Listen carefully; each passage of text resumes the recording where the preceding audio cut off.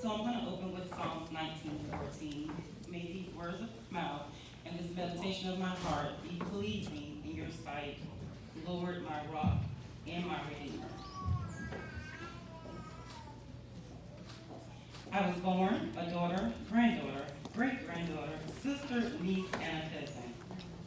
My path has led me to accept Christ at the age of 11, become and or be a wife, mother, disciplinary, friend, support system, counselor, nurse, accounting clerk, mentor, giver, listener, co-worker, employee, employer, manager, and business owner.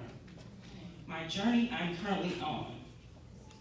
Never would I have thought that in all the days of my life that I would currently be on this journey. And so I began. Saturday, March the 12th, 2011, I woke up this morning and yesterday morning, and I didn't understand what feeling I was having until I was actually en route today. When I was asked to do this, I said, yeah, sure, put me down since last year sometime.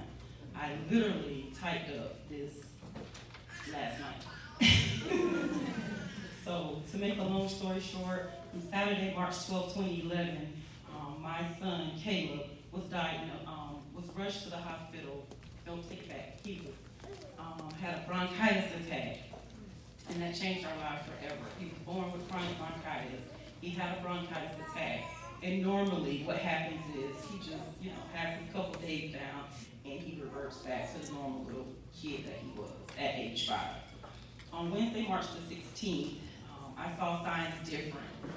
The afternoon, we went to take him a bath, wiped him down, getting ready to dry him off. I noticed on the left side of his chest wall, he had the size of a breast. It looked like he had a breast, had swollen up, which we rushed him to the hospital, and the nightmare began. Later on that night, after being in the hospital all night, waiting for them to transfer us from one hospital to the next, the doctor who was there was kind. He said, I'm not supposed to tell you this until we get all the test results back. He said, but your sign is showing signs of lymphoma. If anybody knows what lymphoma is, if you have any kind of medical background, it's typically cancer if it's lymphoma. So was transferred to Arnold Palmer Children's Hospital, where we spent the next 29 days of our lives in agony, waiting, pain, everything.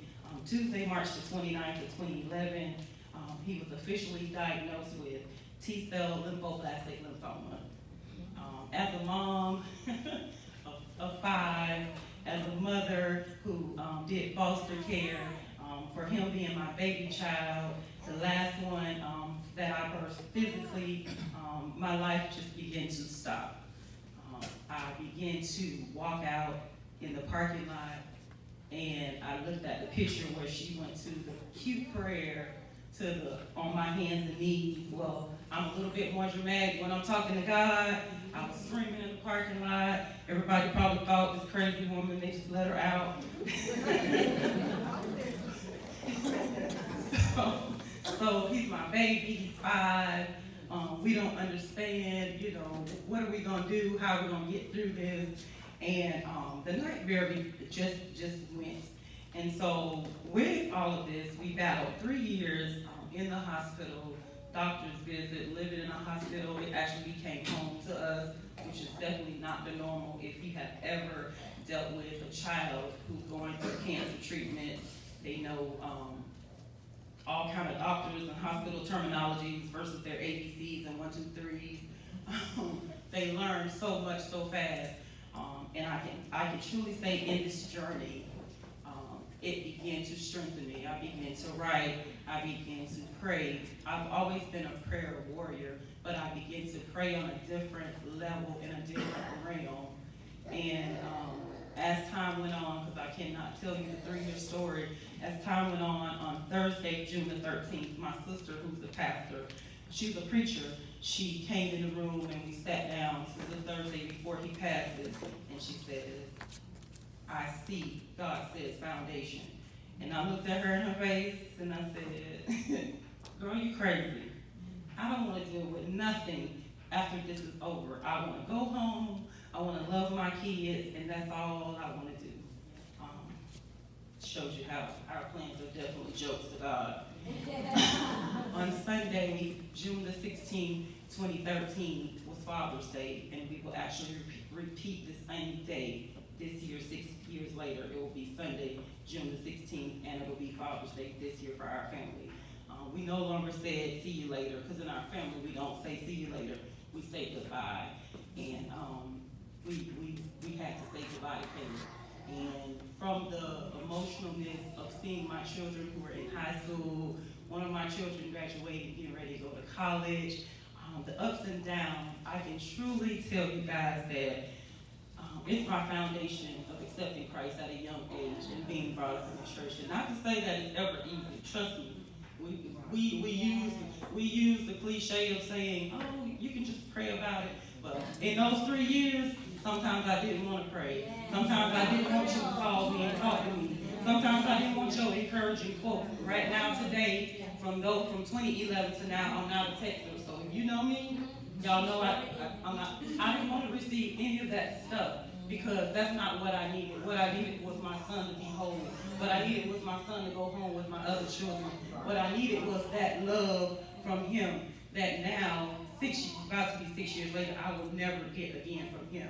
But with that, how do I do it? I'm glad you asked. God's grace.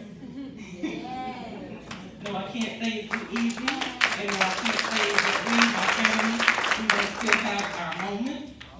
But I can say that God has never failed me yet, and I don't believe that this life event was just for me, but I believe it was to prepare me for the work that I do 365. I'm thankful that God has allowed my experiences to be the fire behind the work I do. I am Amberell Williams, the president of the Caleb Sullivan Williams BLAC Foundation, and if I trust in the Lord with all my heart and lean not into my own understanding, but continue to acknowledge Him, He will continue to direct my path as I continue to survive my journey.